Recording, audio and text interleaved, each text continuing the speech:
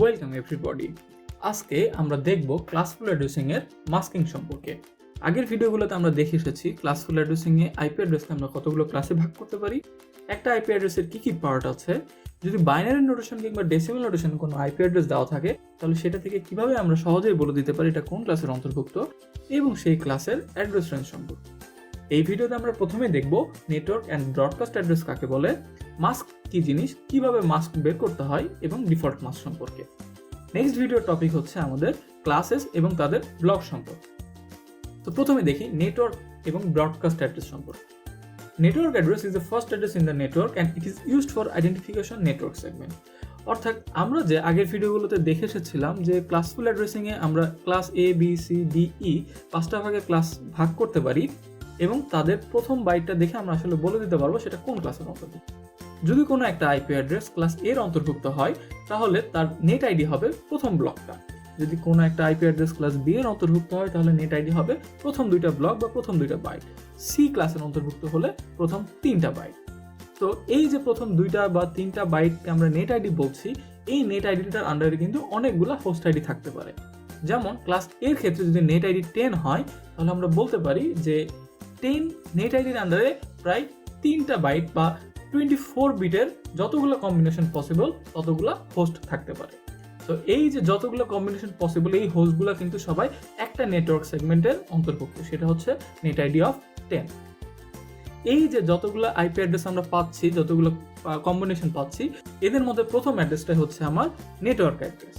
অর্থাৎ 10 net ID সম্পন্ন প্রথম আইপি অ্যাড্রেসটা অবশ্যই 10.0.0.0 এবং এইভাবে যদি চলতে থাকে তাহলে নেক্সট হবে 10.0.0.1, তারপরে 10.0.0.2, এইভাবে চলতে চলতে 10.255.255.255 গিয়ে শেষ হবে। তো এই নেটওয়ার্ক সেগমেন্টের প্রথম অ্যাড্রেসটাই হচ্ছে আমার নেটওয়ার্ক অ্যাড্রেস এবং এটা আসলে নেটওয়ার্ক সেগমেন্টে আইডেন্টিফাই করার জন্যই ইউজ করা হয়। All the IP addresses using the same network address part are in the same network segment. The network address defines the network to the rest of the internet. অর্থাৎ এটা বোঝাচ্ছে যে network অ্যাড্রেসটা বাকি ইন্টারনেটের কাছে আমার এই নেটওয়ার্কটাকে ডিফাইন করে দেয়। এবার আমরা দেখি broadcast address. Broadcast address is the last address in the network and it is used for addressing all the nodes in the network at the same time. অর্থাৎ আমরা আগের বার দেখলাম যে ওই নেটওয়ার্ক সেগমেন্টের প্রথম অ্যাড্রেসটাকে আমরা বলছি নেটওয়ার্ক অ্যাড্রেস এবং একটা নেটওয়ার্ক সেগমেন্টের লাস্ট অ্যাড্রেসটাকে আমরা বলছি ব্রডকাস্ট অ্যাড্রেস। অর্থাৎ প্রথমটা হবে নেটওয়ার্ক, তার মাঝখানে অনেকগুলো অ্যাড্রেস থাকবে এবং লাস্টেরটা হবে ব্রডকাস্ট। এই ব্রডকাস্ট অ্যাড্রেসটা আসলে ইউজ করা হয় ওই নেটওয়ার্কের মধ্যে যতগুলো নোড আছে তাদেরকে একই সাথে আইডেন্টিফাই করার জন্য বা অ্যাড্রেস করার। সো একটা নেট আইডি যদি 10 হয় তাহলে নেটওয়ার্ক অ্যাড্রেস হবে প্রথমটা 10.0.0.0 যেটা আমি বললাম এবং ব্রডকাস্ট অ্যাড্রেস হবে লাস্টেরটা অর্থাৎ 10.255.255.250। এবার আমরা একটা এক্সাম্পল দিই যে আমার একটা আইপি অ্যাড্রেস বলে দিয়েছে, এই আইপি অ্যাড্রেসটা থেকে আমাকে ক্লাসটা বের করতে হবে অর্থাৎ এটা কোন ক্লাসের অন্তর্ভুক্ত, এই ব্লকটার নেট আইডি কত হবে এবং যে অ্যাড্রেসটা পেয়েছি তাদের রেঞ্জ কমন হবে। তো আমরা জানি যে কোনো একটা আইপি অ্যাড্রেস দেখতে পাই আমরা প্রথম ব্লকটা দেখবো, তো প্রথম বাইটটা দেখবো। তো প্রথম বাইটটা দেখে বোঝা যাচ্ছে 132 হচ্ছে 128 এবং 191 এর মধ্যে। সো এটা কোন ক্লাসের অন্তর্ভুক্ত? Class B. এখন ক্লাস বি মানে আমি জানি যে আমার প্রথম 2টা ব্লক হচ্ছে আমার নেট আইডি, সো 132.21 এটাই হচ্ছে আমার নেট আইডি। তো যদি এরকম একটা নেট আইডি হয় তাহলে এই অ্যাড্রেসটা শুরু হবে 132.21.0.0 থেকে শুরু করে 132.21.255.255 পর্যন্ত।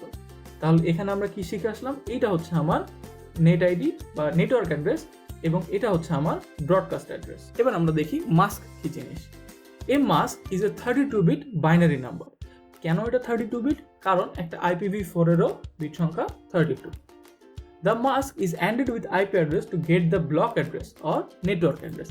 অর্থাৎ আমরা মাস্ক ইউজ করি, এই মাস্কের যে 32টা বিট আছে আইপি অ্যাড্রেসের 32টা বিটের সাথে যদি আমি বিট ওয়াইজ অ্যান্ড অপারেশনটা চালাই আমরা ব্লক অ্যাড্রেস বা নেটওয়ার্ক অ্যাড্রেস বা বিগিনিং অ্যাড্রেসটা পেয়ে যাব।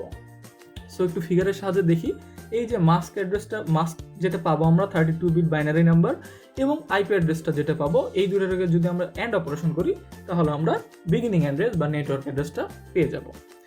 এইটার কনসেপ্টের জন্য আমাদেরকে অ্যান্ড অপারেশনের কনসেপ্টটা ক্লিয়ার হতে হবে।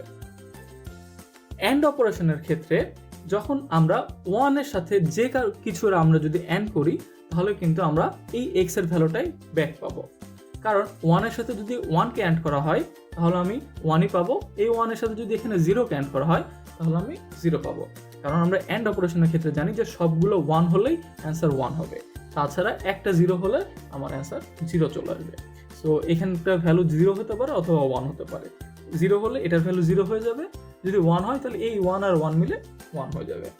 সেম ভাবে যদি 0 সাথে করি, এই যেটা বললাম যে এই অ্যাড্রেসের ভ্যালুটা আসলে যাই হোক না কেন একটা 0 থাকলে কিন্তু আমার রেজাল্টটা 0 চলে আসবে।